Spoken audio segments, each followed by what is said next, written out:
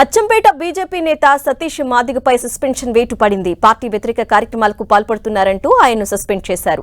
Party rules అతిక్రమించి party నాయకులపై విమర్శలు చేసినందుకు చర్యలు తీసుకున్నామని తెలిపారు.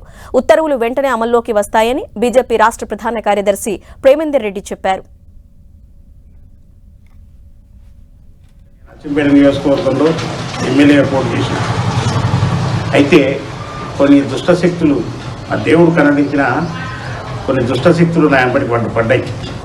చాలామంది నేను టీఆర్ఎస్కి అమ్మడమైనని, కాంగ్రెస్కు అమ్మడమైనని విష ప్రచారం చేసి ఇక్కడ అచ్చంపేట నియోజకవర్గంలో ఓట్లు తక్కువ రావడానికి కారణమైంది. అదే రకంగా మా పార్టీలో ఉన్న కొంతమంది ₹1,00,000 పార్టీని తాకట్టు పెట్టాలని చూసిన కుటుంబానికి చెందిన నాయకులు, అదే రకంగా ఇతర జిల్లాల నుంచి ఇక్కడికి వచ్చి పనిచేస్తున్న నాయకులు కావాలని పార్టీ ఫండ్ నాకు 3 వచ్చేది ఉండే, 1 వచ్చి తడి చేసి 3 వస్తే ఖచ్చితంగా 25 నుంచి 30,000 ఓట్లు వచ్చేటివి.